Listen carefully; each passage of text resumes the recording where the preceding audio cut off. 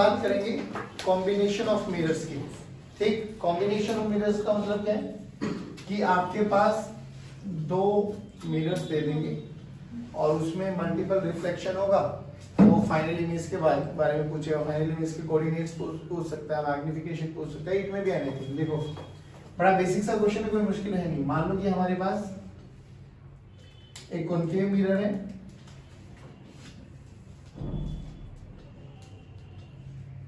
Focal length बोलो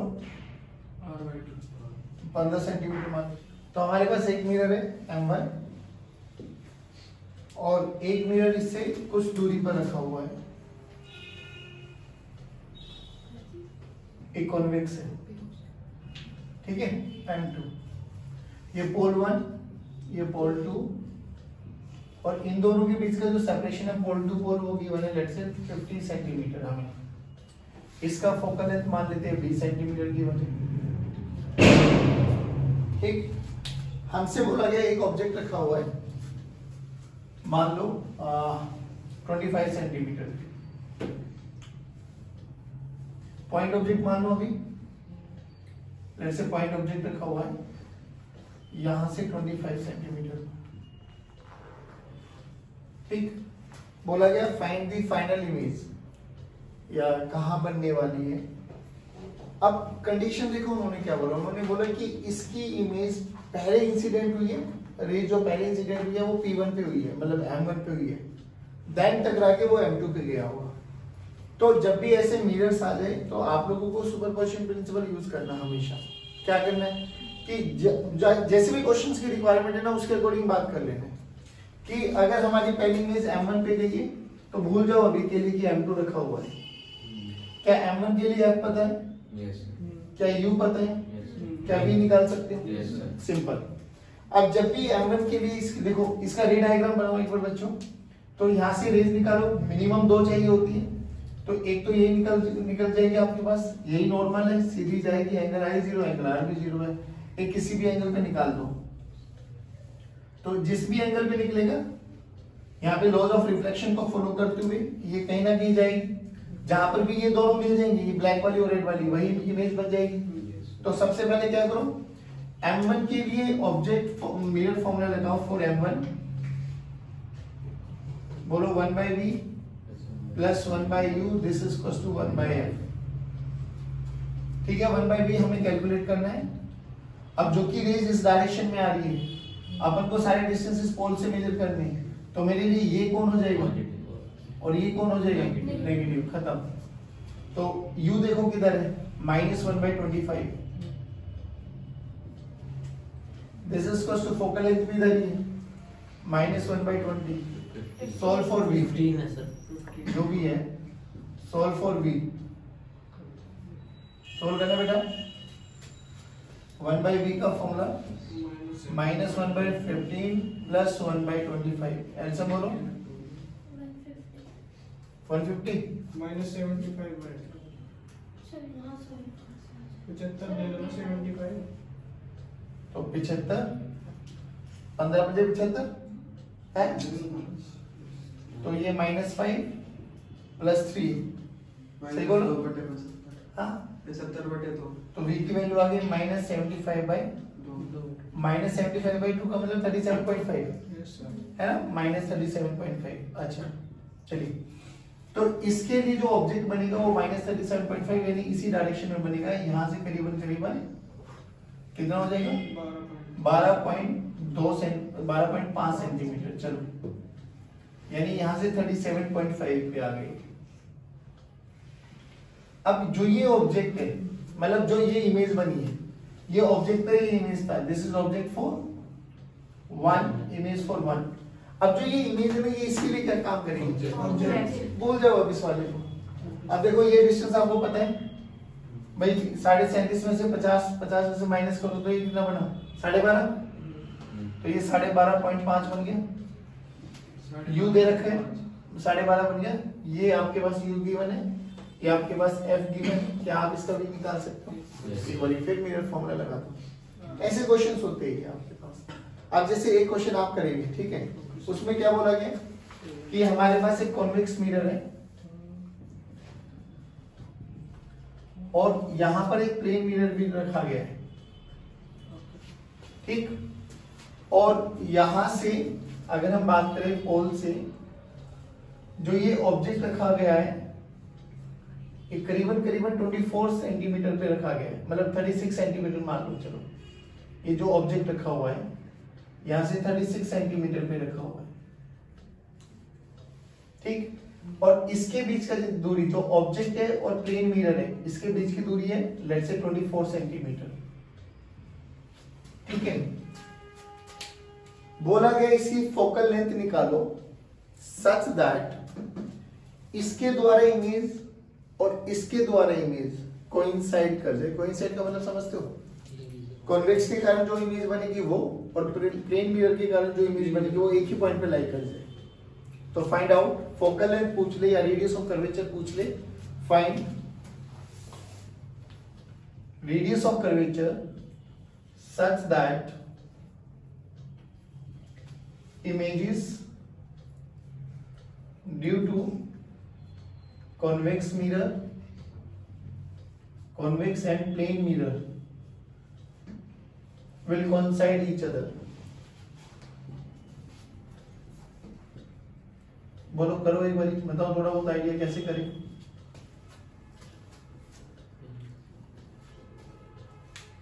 अभी वो तो प्लेन मिरर के लिए इमेज कहाँ पे बनेगी? 24 भाई जितना ऑब्जेक्ट और मिरर के बीच का डिस्टेंस है उतना ही। तो अगर ये 24 है तो इधर भी कितनी दूर पे जाएगी? ये टोटल कितना है? तो ये कितना बचा? 12। तो इधर भी कितना बचा? 12। ये तो पक्की बात है कि भाई यहाँ पर इमेज बनेगी प्लेन मिरर के कारण। तो अगर दोनों को कोइंसाइड करना है तो इसके लिए भी यहाँ पर इमेज बननी चाहिए। अब छोड़ दो, प्लेन मिरर का काम खत्म है ना, प्लेन मिरर का काम खत्म। बहुत कन्वेक्स मिरर के लिए क्या तुझे यू पता है? कन्वेक्स मिरर के लिए क्या भी पता है? क्या रह गया? F निकल जाएगा 1/v + 1/u = 2। सिंपल सी बात बताओ, क्या ये कॉम्बिनेशन ऑफ मिरर्स कर सकते हो?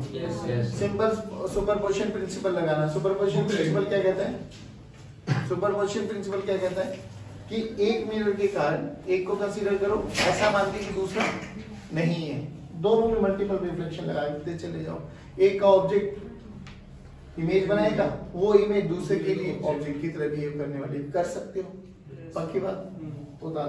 अब बात करते हैं हम लोग। अच्छा एक चीज और समझ लो पहले, कभी कभार है ना एक आधा न्यूमेरिकल आपको एरियल मैग्निफिकेशन पे भी मिल जाएगा। तो एरियल से लीनियर मैग्निफिकेशन में कैसे जाते हैं? जनरली वो एक स्क्वायर बोलेगा कि एक स्क्वायर रखा हुआ है ऐसे करके कुछ, कि आपके पास एक कॉन्केव मिरर है और यहाँ पे एक स्क्वायर रख दिया है, ठीक है। उसकी लेंथ ब्रेड्थ सब कुछ दे रखी, स्क्वायर है तो लेंथ और ब्रेड्थ दोनों सेम ही रहेगी। तो एरियल मैग्निफिकेशन क्या होगा यहाँ पे? Area of the image by area of the object. तो एरियल मैग्निफिकेशन हो जाएगा m, this is area of image by area of object. सोच के देख, अगर मुझे ऐसा बोल दिया गया कि आपके पास जो ये था, हमारे पास ऑब्जेक्ट था वो 3 टाइम्स 4 टाइम्स ज्यादा है इमेज के, मतलब ऑब्जेक्ट के कंपैरिजन में इमेज जो है 3 टाइम्स 4 टाइम्स ज्यादा है, तो बेसिकली मैग्निफिकेशन दे दिया। तो यहाँ से AI निकाल लो। एरियल मैग्निफिकेशन मिल गया आपके पास, तो क्या आप उसके पास लेंथ निकाल सकते हो? बिल्कुल। स्क्वायर का एरिया बताएं तो मैं लेंथ नहीं निकाल सकता। तो मुझे क्यों? क्योंकि मुझे जो फॉर्मूला यूज करना है वहां पर m this is equals to -v/u, ये लीनियर मैग्निफिकेशन का फॉर्मूला है। तो कई बार मुझे ना जनरली वो एरियल मैग्निफिकेशन में दे देगा, तो एरियल से लीनियर में कन्वर्ट करना मेरे लिए कोई मुश्किल नहीं। एरिया पता लगे उसका अंडर रूट कर दो, तो वो आपके पास लेंथ आ जाएगी। लेंथ का मैग्निफिकेशन निकाल देना अगर जरूरत पड़े तो। बात समझ में? चलो आज हम बात कर रहे हैं ऑप्टिकल काइनेमेटिक्स। काइनेमेटिक्स देखो हमारे लिए क्या बहुत इंपॉर्टेंट रोल में आती है, बेसिकली 11th का पार्ट है, आपको समझ में आना चाहिए कि अगर मेरे पास, अभी मैं दोनों मिरर के बारे में डिस्कस कर लेते हैं, प्लेन मिरर भी और कॉन्केव स्फेरिकल मिरर के बारे में भी।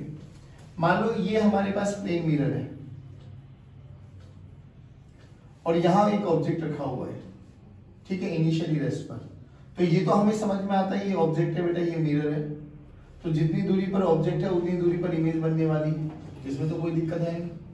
सोच के देख, अगर ये कुछ वेलोसिटी से चलने लगे towards the mirror, now initially mirror at rest पर है, मिरर इज एट रेस्ट, यानी वेलोसिटी ऑफ मिरर को अपन लोग रेस्ट पे माने हुए हैं, इसकी ये एब्सोल्यूट वेलोसिटी दे दी, एब्सोल्यूट वेलोसिटी। एब्सोल्यूट वेलोसिटी का मतलब विद रिस्पेक्ट टू ग्राउंड हमें दे दिया गया है कि हम ग्राउंड से बैठ के देख रहे हैं तो ये हमें 2 मीटर पर सेकंड की स्पीड से मान लो आगे की तरफ जाता हुआ दिखाई दे रहा है।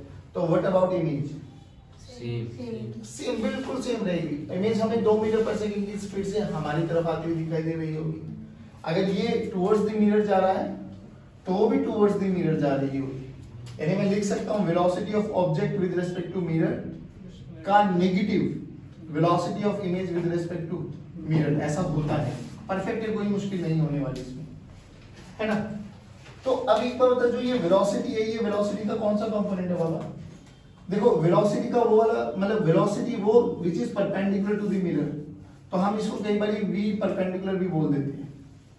ठीक, ये तो था हमारा, चलो एक ही एक्सिस के अलोंग जा रहा है, परपेंडिकुलरली मूव कर रहा है। ऐसा भी तो हो सकता है कि हमारा मिरर ये रहा, अब जो ऑब्जेक्ट है वो परपेंडिकुलर ना मूव करके किसी एंगल, पर्टिकुलर एंगल पे मूव करे, बिल्कुल कर सकता है। लेट्स सी ये हमारे पास कोई भी वेलोसिटी है v0 और at an angle of theta, तो बोलो क्या करें? इसके 2 कंपोनेंट कर देने चाहिए। तो v0 का ये वाला component v0 cos of theta और ये वाला component v0 sin of theta. Logically हमें समझ में भी आता है, जब इमेज यहाँ पे, ऑब्जेक्ट यहाँ पे था, तो इसकी इमेज कहीं ना कहीं यहाँ पे बनी होगी बेटा। अगर ये ऑब्जेक्ट ऐसे जा रहा है तो ऑब्वियसली ये इमेज ऐसे जा रही होगी, पक्की बात है ना। तो ये भी एंगल थीटा होगा, तो इसका ये कंपोनेंट कितना हो जाएगा? v0 cos ऑफ थीटा और ये वाला component v0 sin of theta. भाई मैं ये कह रहा हूँ, ध्यान से देख, इन दोनों केसेस में कौन से कंपोनेंट पे कुछ भी फर्क नहीं पड़ा, पैरेलल कंपोनेंट। ये देख, ये पैरेलल टू द मिरर है, ये भी ऊपर जा रहा है, मैग्नीट्यूड सेम है, ये भी ऊपर जा रहा है, मैग्नीट्यूड सेम है, तो इसके मैग्नीट्यूड पे कोई फर्क नहीं पड़ा। किसके मैग्नीट्यूड पे कोई फर्क नहीं पड़ा, बट डायरेक्शन चेंज हो गई। यानी अगर मेरे से कोई पूछे कि भाई velocity of object with respect to mirror, ध्यान से सुना बेटा, velocity of object with respect to mirror को मैं क्या लिख सकता हूँ? वेलोसिटी ऑफ ऑब्जेक्ट, सुनो तो सही, नहीं वो तो ठीक है, velocity of object minus velocity of mirror मैं लिख सकता हूँ, वो कोई दिक्कत नहीं। बट इसकी वेलोसिटी का मतलब कैसे लिखूं? Vector quantity. तो velocity of object with respect to mirror में मैं लिख सकता हूँ वेलोसिटी ऑफ ऑब्जेक्ट जो मिरर के परपेंडिकुलर कंपोनेंट है प्लस वेलोसिटी ऑफ ऑब्जेक्ट जो मिरर के पैरेलल कंपोनेंट है। नहीं आया समझ में? भाई यही तो लिख सकता हूँ ना। अगर मैं इसको x एक्सिस मान लूं, इसको y एक्सिस मान लूं, तो वेक्टर फॉर्म में ये तो लिखी जाती है ना velocity, v0 cos theta i cap plus v0 sin theta j cap, ऐसे तो लिखा जाता है। बस मैंने परपेंडिकुलर पैरेलल कंपोनेंट में डिवाइड कर दिया। अच्छा, अगर मुझे ये वाली इमेज, ये वाली स्पीड गिवन है और मेरे से बोला जाए find out, right down the velocity of image with respect to mirror, तो लिखने में कोई दिक्कत नहीं। सोच के देख, कौन से फैक्टर में चेंज नहीं आएगा? जो ये पैरेलल कंपोनेंट है ये एज इट इज रहेगा, कौन सा रिवर्स हो जाएगा? यानी अगर कोई मुझसे VIM पूछे तो मैं क्या लिखूं? Minus of VOM perpendicular plus VOM parallel. नहीं आया बच्चों? अब सुनो, इन दोनों केसेस में मैंने मिरर को रेस्ट पे माना था, ठीक है ना।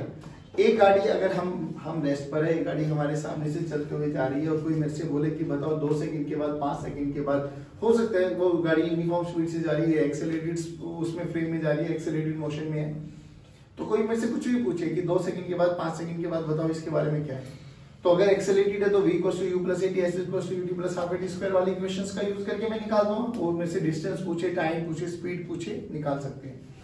अगर वो यूनिफॉर्म स्पीड से जा रही है तो speed distance = speed into time वाली इक्वेशन का यूज करके मैं निकाल सकता हूं। अब 2 ऑब्जेक्ट मूव कर रहे हैं, एक मेरे आगे वाला भी और मैं भी मूव कर रहा हूं।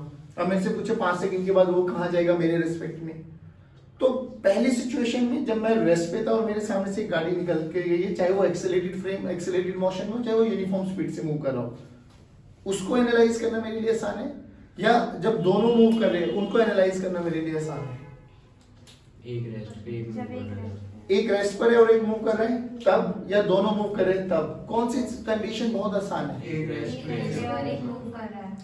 अब जो रिलेटिव मोशन का कॉन्सेप्ट होता है ना, वो यही हमें बहुत इजी चीजें बताता है। क्या? कि अगर 2 ऑब्जेक्ट चल भी रहे हैं ना, तो भी मैं एक को रेस्ट पर रोक सकता हूँ, मान के अपने क्वेश्चंस को इजी बना सकता हूँ। तो पहली बात तो दिमाग में एक चीज को डाल दो, जब भी रिलेटिव कॉन्सेप्ट आता है ना, तो रिलेटिव कॉन्सेप्ट आपकी चीजों को आसान करता है, मुश्किल कभी नहीं करता। देख कैसे, फॉर एग्जांपल मैं थोड़ा सा समझा देता हूँ 11th में। हमने मान लिया कि ये हमारा रेस्ट पर है बंदा, और एक गाड़ी यहाँ से चलते हुए जा रही है, ठीक है भाई, मान लो ये 40 मीटर पर सेकंड की स्पीड से चल रही है। बोला गया बताओ 3 सेकंड में कितनी दूरी पे चला जाएगा, तो हम इजीली निकाल सकते। दिक्कतें कब आती है सर? दिक्कतें आती जब दोनों ही चलना स्टार्ट कर देते। एक ऑब्जेक्ट ये ना, मान लो v स्पीड से चल रहा है, ये a मान लेते हैं। एक ऑब्जेक्ट ये रहा, मान लो v स्पीड से चल रहा है, इनके बीच का इनिशियल डिस्टेंस x मान लेते हैं।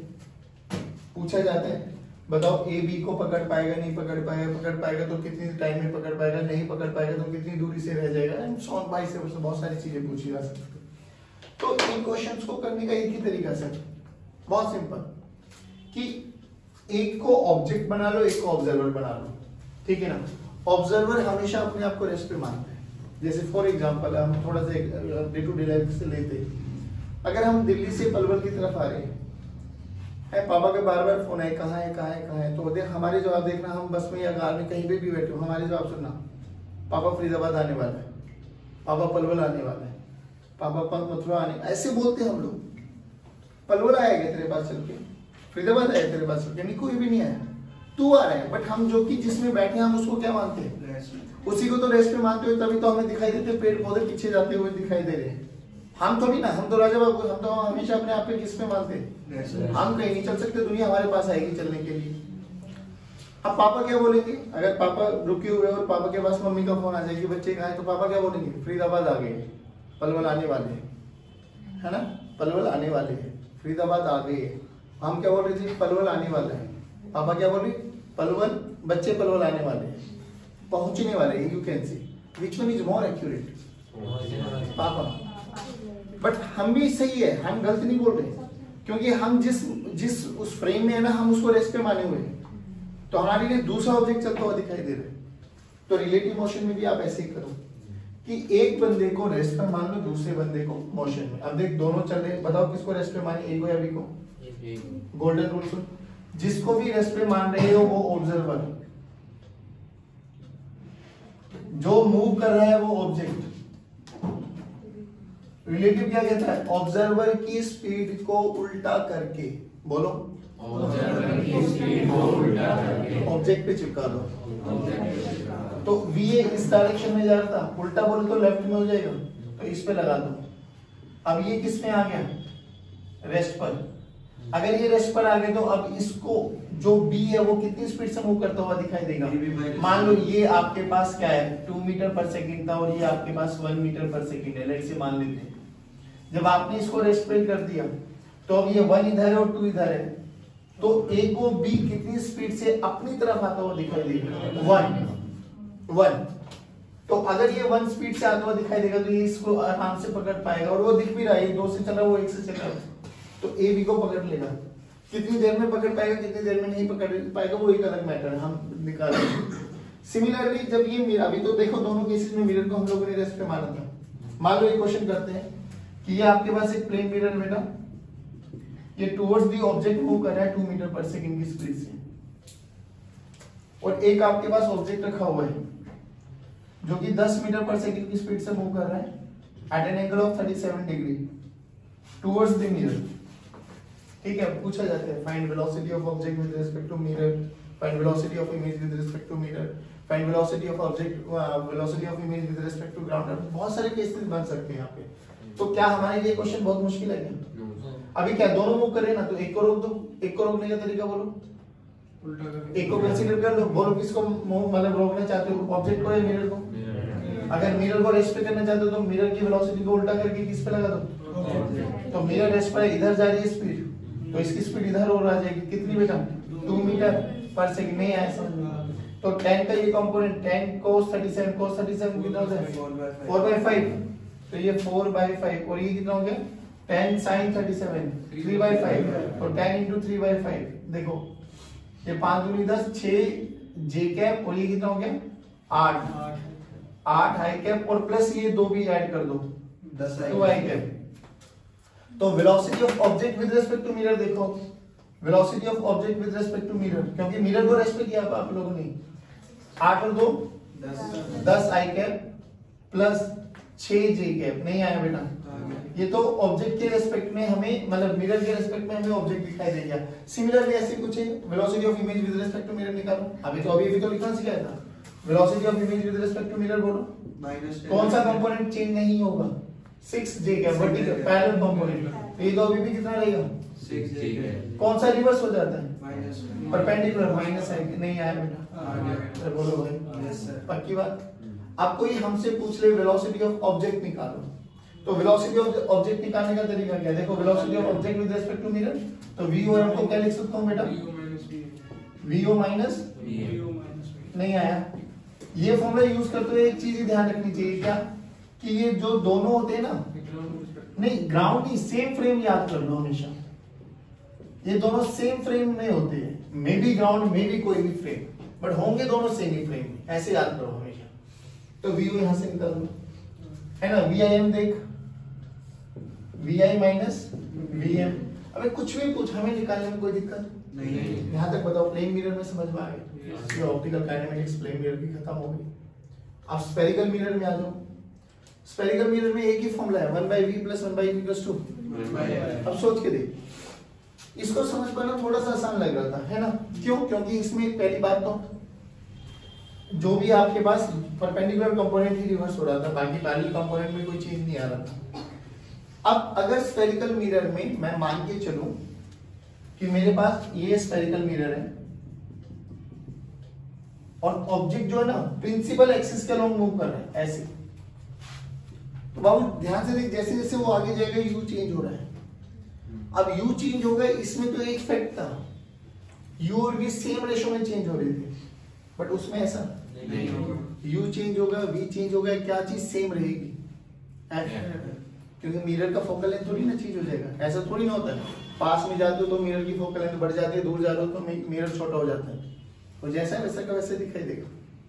तो इनमें क्या चीज सेम रहती है, फोकल लेंथ। अब सोच के देख, फॉर्मूला क्या है, 1/v + 1/u = 1/f। कौन चेंज हो रहा है टाइम के साथ, u, और कौन चेंज होगा, कौन नहीं चेंज होगा। तो बच्चों इसको डिफरेंशिएट कर दो विद रिस्पेक्ट टू टाइम। देखो इसको क्या लिख सकता हूँ, v की पावर -1 ऊपर लेके आ गई प्लस u की पावर -1 f की पावर। अब डिफरेंशिएशन आता है आपको, अगर डिफरेंशिएशन आता है तो बहुत आसान लगेगा। देखो यहाँ पे लिख देते हैं v की पावर -1 प्लस u की पावर -1 = f की पावर -1। चलो पावर नीचे, एक पावर कम, फिर dv/dt, पावर नीचे माइनस, एक पावर कम -2 dv/dt, इसमें भी माइनस नीचे, एक पावर कम du/dt। फोकस कांस्टेंट है, कांस्टेंट का डिफरेंशिएशन। अब ये dv/dt क्या होता है, वेरी गुड, dv/dt क्या होता है, ध्यान से देख यहाँ पे, ये dv/dt में v वेलोसिटी नहीं है बाबा, ये v क्या है, v क्या है, इमेज का डिस्टेंस। तो बेसिकली डिस्टेंस बाय टाइम है, तो ये स्पीड बनी है किसकी, इमेज की। ये du/dt भी क्या है, स्पीड किसकी, ऑब्जेक्ट की। थोड़ा सा इनको मॉडिफाई करो, देखो ये क्या बना, 1/v² dv/dt,